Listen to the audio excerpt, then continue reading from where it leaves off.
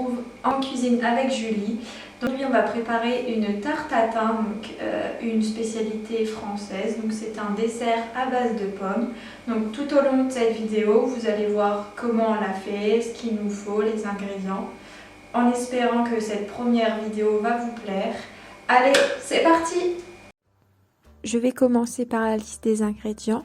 Pour la pâte brisée, il vous faudra 300 g de farine, 150 g de beurre, une demi-cuillère à café de sel, 3 cuillères à soupe de sucre et pour finir 8 centilitres d'eau. Pour la garniture, il vous faudra 6 à 8 pommes golden, 100 g de beurre, 100 g de sucre en poudre et selon vos préférences, vous pouvez ajouter un petit peu de cannelle et du sucre vanillé.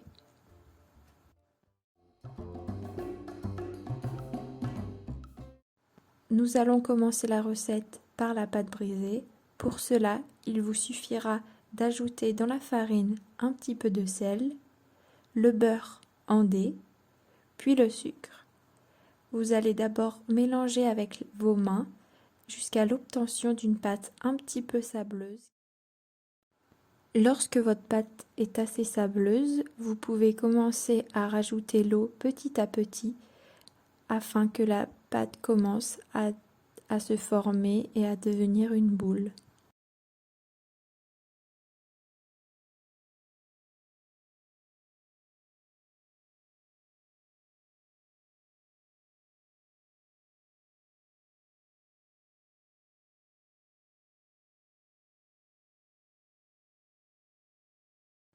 Comme vous le voyez sur la vidéo, il sera nécessaire de mélanger la pâte pendant quelques minutes afin d'obtenir une boule qui sera assez solide lorsqu'on la façonnera pour le moule.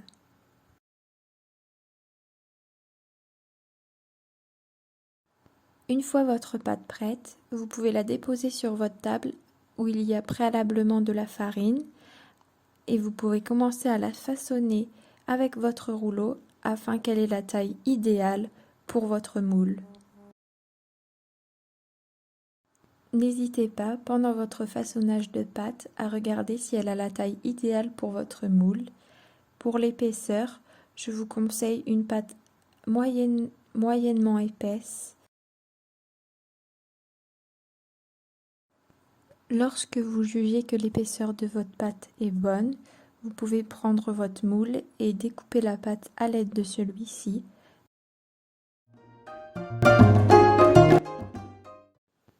C'est l'heure de la cuisson des pommes. Comme vous le voyez sur la vidéo, j'ai utilisé une poêle. Le mieux, c'est d'avoir un plat qui puisse aller au four et être utilisé sur des plaques de cuisson. Ne vous inquiétez pas, ça marche très bien avec une poêle si vous n'avez que ça. Ensuite, outre ces problèmes matériels, il est l'heure d'ajouter le beurre sur votre poêle déjà chaude et le laisser fondre. Je vous avoue, j'ai mis un peu trop de beurre et il a mis du temps à fondre, mais ça reste très bon quand même.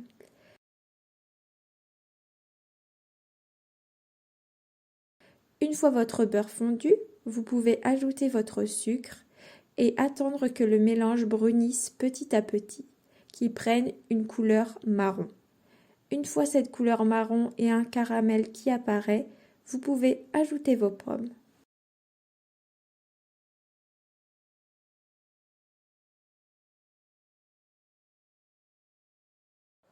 Pour la cuisson de vos pommes, il vous suffira de les laisser cuire 10 minutes environ à feu doux, voire moyen. Et lorsqu'elles seront prêtes, vous verrez en dessous qu'elles se sont imprégnées un peu de caramel.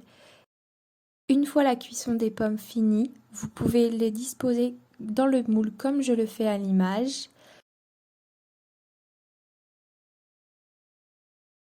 Une fois la disposition des pommes terminée, vous pouvez prendre votre cercle de pâte et le mettre délicatement sur vos pommes.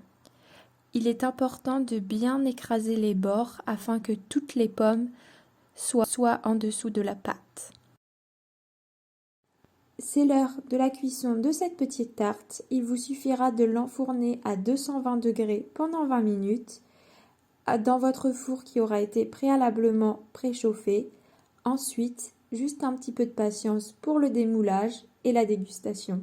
L'heure du démoulage. Comme vous le voyez sur la vidéo, j'ai eu un petit problème. Mon plat n'était pas adapté et tout le jus s'est enlevé.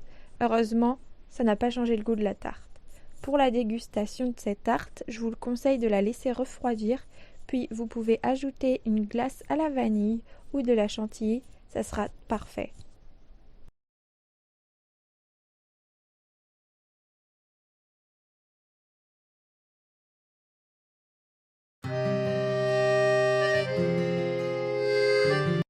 Je vais vous parler de l'histoire de cette tarte. Donc, elle est née dans le centre de la France et cette tarte était une erreur en premier lieu puisque selon la légende, elle aurait été cuite à l'envers ou tout simplement renversée.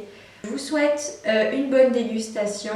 Je vous retrouve le mois prochain pour une nouvelle recette française. À la prochaine, salut!